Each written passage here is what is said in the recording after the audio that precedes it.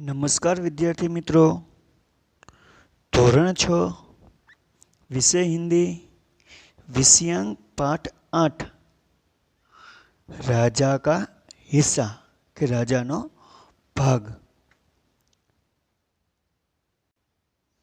तो विद्यार्थी मित्रों, આપણે આ રાજા કા હિસ્સા પાઠની અંદર એક સરસ મજાની વાત કરવામાં આવી છે કે રાજા ભોજ વિશેની વાત કરી છે। અને રાજા ભોજની વાર્તાઓ તો આપે અનેક સાંભળી હશે, કેમ કે જે ઘણા એવા વિદ્વાનો, કવિઓ, લેખકો થઈ ગયા કે જેમણે પોતે રચેલી વાર્તાઓમાં પણ રાજા ભોજને પાત્ર તરીકે પસંદ કરેલા છે। કેમ કે રાજા ભોજ ખૂબ જ પ્રજાવત્સલ, પોતાની પ્રજા પ્રત્યે પ્રેમ દાખવતા, ખૂબ જ દયાળુ હતા અને એ કલાના કદરદાન હતા કે જે કોઈ કલાકાર, સાહિત્યકારોની ખૂબ જ કદર કરતા અને જ્ઞાનને ખૂબ જ વધારે મહત્ત્વ આપતા હતા। એટલે આવી એક ખેડૂત અને રાજા ભોજ વચ્ચે જે કંઈક વાર્તાલાપ થાય છે, વાતચીત થાય છે, એ વાતચીતનો કેટલોક અંશ, કેટલોક ભાગ અહીં આપણને વાર્તા સ્વરૂપે આપેલો છે। તો વિદ્યાર્થી મિત્રો, આપે ધ્યાનથી સાંભળજો, એ વાર્તા સાંભળવાની આપણને ખૂબ જ मजा आवशे। तो જોઈએ, इस कहानी में एक प्रजावत्सल राजा का वर्णन है।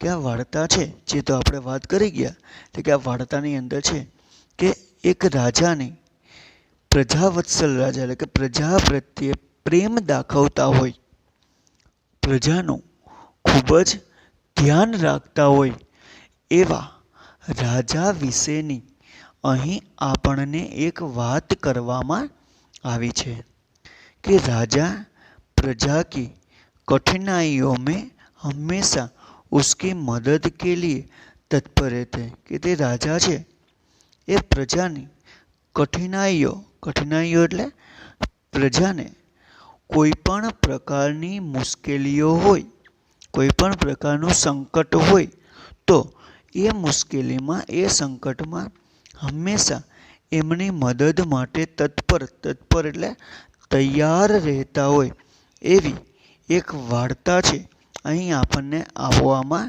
આવી છે। તો વિદ્યાર્થી મિત્રો, આપણે વાર્તાની શરૂઆત કરીએ કે રાજા ભોજ બડે પ્રજાવત્સલ થે। કયા રાજાની વાત કરી છે અહીં આપણને? રાજા ભોજ વિશે, જે આપણે અગાઉ પાઠ શરૂ કર્યા પહેલાં એની વાત કરી। એટલે કયા રાજાની વાત અહીં આપણને કરવામાં આવી છે? રાજા ભોજ વિશેની। તે કેવા હતા? પ્રજાવત્સલ, એટલે કે પ્રજા પ્રત્યે પ્રેમ દાખવતા હતા। कि राजा भोज बड़े प्रजावत्सल थे। वे स्वयं राज्य में घूम घूम कर प्रजा की कठिनाइयों को देख करते थे। कि ये राजा છે, રાજા ભોજ, એ સ્વયં એટલે પોતે, પોતાની જાતે રાજ્યમાં, કે જે પોતાનું રાજ્ય હતું એમાં ઘૂમ ઘૂમ કર, આખા રાજ્યમાં પોતે ફરતા અને પ્રજા કી કઠિનાઈઓ કા, પ્રજાને, જે લોકો છે એમને શું મુશ્કેલી છે એ મુશ્કેલી પોતે જોતા और उन्हें यथासंभव दूर किया करते थे। અને એ જે પ્રજાની મુશ્કેલી છે એને શક્ય હોય એટલી દૂર કરવાનો પ્રયત્ન કરતા। કે રાજા ભોજ કેવા હતા? તો કે પ્રજાવત્સલ હતા અને રાજા ભોજ પોતે જ પોતાના રાજ્યમાં ભ્રમણ કરતા, પોતાના રાજ્યમાં ફરતા અને પ્રજાની જે કાંઈ મુશ્કેલીઓ છે એ મુશ્કેલીઓ જોતા અને એ મુશ્કેલીઓને શક્ય હોય એટલી દૂર કરવાનો પ્રયત્ન કરતા। એટલે કે રાજા પોતે જ એ પોતાના રાજ્યનું, પ્રજાનું રક્ષણ કરતા।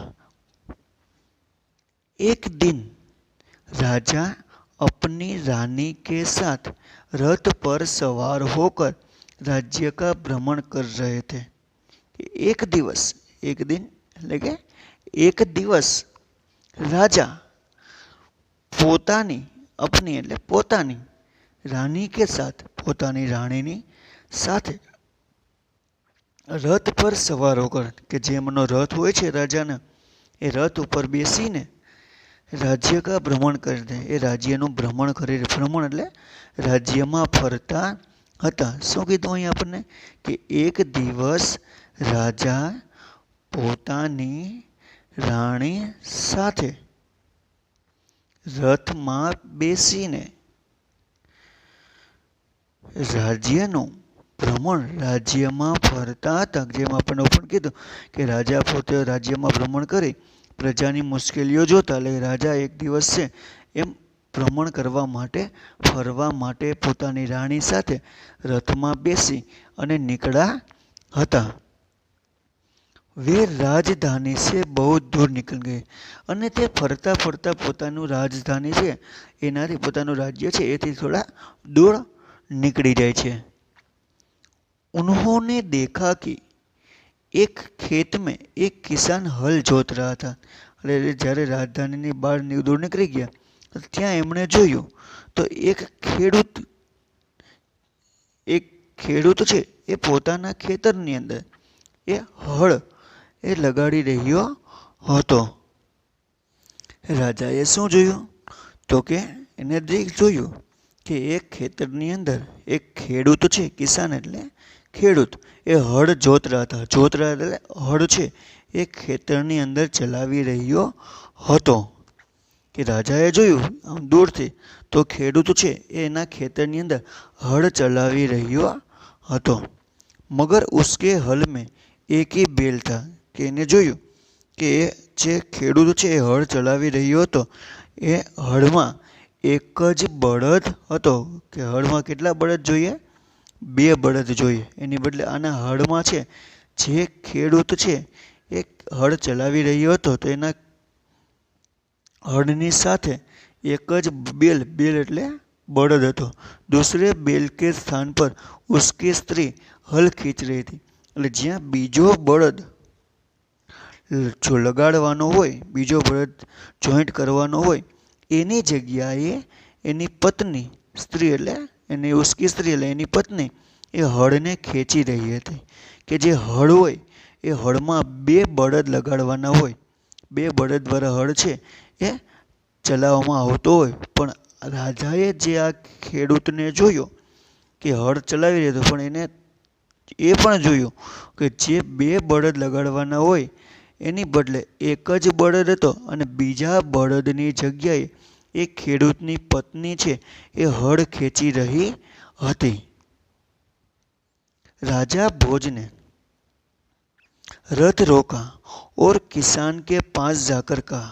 હવે આજે એને દ્રશ્ય જોયું કે ભાઈ 2 બળદ લગાડવાના હોય એની બદલે એક જ બળદ લગાડ્યો હતો અને બીજા બળદની જગ્યાએ પોતાની પત્ની દ્વારા એ રથ ખેંચવામાં આવતો હતો તો એને રાજા ભોજે આ ચિત્ર જોયું તો એને રથ ઊભો રાખી અને કિસાન કે પાસ જાગર કરા એ ખેડૂતની પાસે જઈને એમને કહ્યું ભલે આદમી तुम यहाँ क्या अत्याचार कर रहे हो એટલે એની પાસે જઈને શું કીધું રાજાએ અરે ભલા માણસ ભલે આદમી અરે ભલા માણસ તું આ શું અત્યાચાર કરી રહ્યો છે આ કેવો અત્યાચાર કરી રહ્યો છે ભલા કहीं स्त्री को भी हल में जोता जाता है કે શું ક્યાંય સ્ત્રીને હળ સાથે જોડવામાં આવે છે કે શું કીધું રાજાએ અરે ભલા માણસ તું આ શું અત્યાચાર કરી રહ્યો છે કંઈ થોડુંક ક્યાંય સ્ત્રીને હળ સાથે જોડવામાં આવે કે શું જોડી શકાય એવું એ રાજાએ પેલા ખેડૂતને કહ્યું કેમ કે શા માટે કેમ કે બળદની જગ્યાએ એને પોતાની પત્નીને જોડી હતી ને એટલે કે જ્યાં હળદની જરૂર હોય એટલે બળદની જરૂર હોય ત્યાં સ્ત્રીને જોડવામાં આવતી નથી એટલે આને સ્ત્રીને જોડી હતી એટલે રાજાએ કહ્યું શું આ કેવો અત્યાચાર છે કે આ રીતે બળદની જગ્યાએ કંઈ સ્ત્રીને હળમાં થોડીક જોડવી જોઈએ। જો અહીં આપણે ચિત્રમાં જોઈ શકીએ છીએ કે આ ખેડૂત છે એ આ હળ ચલાવી રહ્યો છે. હળમાં એક જ બળદ છે. બીજા બળદની જગ્યાએ એમની સ્ત્રી છે, એમની પત્ની છે એ લાગેલી છે અને રાજા એમની સાથે વાતચીત કરે છે. એટલે રાજાએ એમને શું કીધું તો આપણે જોયું કે કંઈ ભલા માણસ કંઈ બળદની અહીં બળદ રાખવાનો હોય છે એની બદલે એને શું રાખ્યું છે? સ્ત્રીને પોતાની પત્નીને જોડી છે. એટલે પેલા રાજાએ શું કીધું હતું કે ભલા માણસ અહીં કંઈ આવો અત્યાચાર ન કરાય અને કંઈ સ્ત્રીને હળમાં જોડાય નહીં. આવું ચિત્ર જોયું. તો ખેડૂતે કહ્યું, મેરા એક બેલ મર ગયા હૈ, કે મારો એક બળદ છે એ મરી ગયો છે. શું કીધું કે એને શા માટે એની પત્નીને જોડી હતી? કેમ કે મારો એક બળદ છે કે મેરા એક બેલ મર ગયા, કે મારો એક બળદ છે એ મરી ગયો છે. दूसरा बैल खरीदने के लिए मेरे पास धन नहीं है. તો હું બીજો જે એક બળદ મરી ગયો છે તો એના બદલે હું બીજો બળદ ખરીદી શકું, બીજો બળદ લઈ શકું, એના માટે મારી પાસે પૈસા નથી. ધન એટલે પૈસા. મારી પાસે પૈસા નથી. અગર ખેત ન જોતા તો મેં ખાઉંગા ક્યાં? અને જો હું ખેતરને જોતા એટલે જો ખેડું નહીં, ખેતરને ખેડવું પડે, જો ખેતરને ખેડું નહીં તો મારે ખાવું શું? એટલે જો આ સ્ત્રીને જોડવું મારા માટે ફરજિયાત થઈ ગયું કે મારો એક બળદ છે એ મરી ગયો છે અને બીજો બળદ લેવાની મારી પાસે પૈસા નથી. અને જો હું ખેતર ખેડું નહીં તો મને ખાવું શું? કહકર કિસાન પુનઃ अपने કાર્ય में લગે. અને આવી વાત કરી અને ખેડૂત છે એ ફરી પાછો પોતાના કામમાં એ લાગી જાય છે. એ ખેડૂત ઊભતો નથી રાજા સાથે વાત, કેમ કે રાજા છે એમને ખબર નથી, એટલે એ ઊભતો નથી પણ પોતાના કામમાં ફરી પાછો આમ કહે કે મારો એક બળદ મરી ગયો છે અને બીજો બળદ લેવાના મારી પાસે પૈસા નથી અને જો હું ખેતર ખેડું નહીં તો મારે ખાવું શું? આમ કહી અને ખેડૂત ફરી પાછો ફરી પાછો પોતાના કામમાં લાગી જાય છે. ઉસે ક્યા પતા થા કે ઉસસે બાત કરને વાલા કોણ હૈ? એટલે ખેડૂતને શું ખબર હતી કે એની સાથે વાત કરવાવાળો કોણ છે? ખેડૂત છે એ રાજા ભોજને ઓળખી શક્યો નહોતો. એને ખબર નહોતી કે રાજા ભોજ છે, એટલે ફરી પાછો કામમાં લાગી ગયો. એટલે એ આપણને ચોખવટ પાડી કે ઉસે ક્યાં પતા થા કે કિસે ઓસે બાત કરને વાલા, એની અરે વાત કરે છે એ વ્યક્તિ કોણ છે એ અમને ખબર નથી. રાજાને કહા, અરે ભાઈ જરા સુનો તો. એટલે રાજાએ કીધું, અરે ભાઈ થોડી વાર ઊભીને મારી વાત તો સાંભળ. તો ખેડૂતે કહ્યું, જો કહના હે મેરે સાથ ચલતે ચલતે કહો. એટલે ખેડૂતે કહ્યું કે તમારે જે કહેવું હોય એ મારી સાથે ચાલતા ચાલતા કહો. હું મારા કામને ખોટી કરીશ નહીં, હું ઊભો રહીશ નહીં. મેરા કામ ક્યો રોકતે હો? કે મારું કામ છે એ તમે શા માટે રોકો છો? હું કાંઈ ઊભો રહીશ નહીં. તમારે મારી હારે જે વાતચીત કરવી હોય એ મારી સાથે ચાલતા ચાલતા વાતચીત કરો, હું ઊભો રહીશ નહીં. એવું કિસાને કહ્યું. એટલે ખેડૂતે કહ્યું.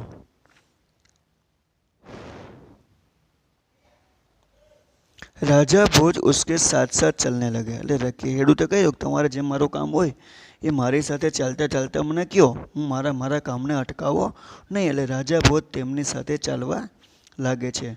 अपने काम के प्रति किसान की लगन देखकर राजा भोज बहुत प्रभावित हुए. એટલે કે પોતાના કામ પ્રત્યે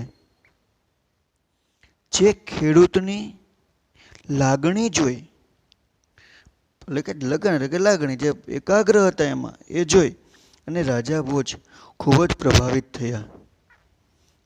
વહાં બોલે અને કહ્યું, ભલે આદમી કે ભલા માણસ, इस प्रकार को तुम्हारी पत्नी थक जाएगी.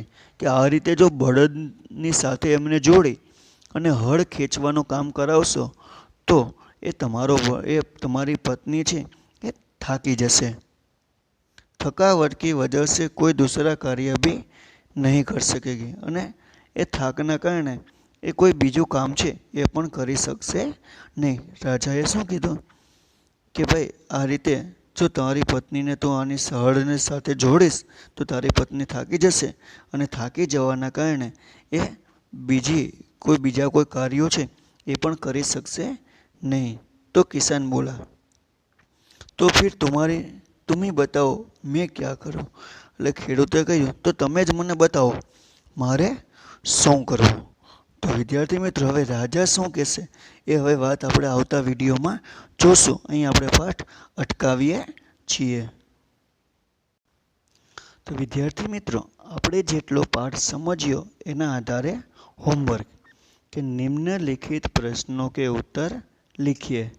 पहलो प्रश्न है, राजा भोज किस पर सवार होकर राज्य में भ्रमण कर रहे थे। कि राजा भोज केनी ऊपर सवार थई बेसीने ए पोताना राज्य में फरता हता। बीजो प्रश्न है, खेत किससे जोता जाता है। खेतर छे ए केनाथी खेडवामां आवे छे, कया साधननी मददथी ए खेतर खेडवामां आवे छे ए અહીં કહેવાનું છે। ત્રીજો પ્રશ્ન છે, किसान ने हल में अपनी पत्नी को क्यों जोता था। कि ખેડૂતે હળ સાથે પોતાની પત્નીને શા માટે જોડી હતી। ચોથો પ્રશ્ન છે, રાજા ભોજ कैसे थे। कि राजा भोज केवा हता એ અહીં કહેવાનું છે। પાંચમો, स्त्री को हल में जोतना राजा को किसके समान लगा। कि स्त्रीने ए हળ સાથે જોડવું એ રાજાને કેના સમાન લાગે છે, કેવું લાગે છે એ જે પેલા ખેડૂતને એમને કંઈ કહ્યું હતું એ અહીં આપણે લખવાનું છે। તો આમ વિદ્યાર્થી મિત્રો આ 5 પ્રશ્નોના જવાબ છે એ આપણે હિન્દીમાં સારા અક્ષરે લખવાના છે।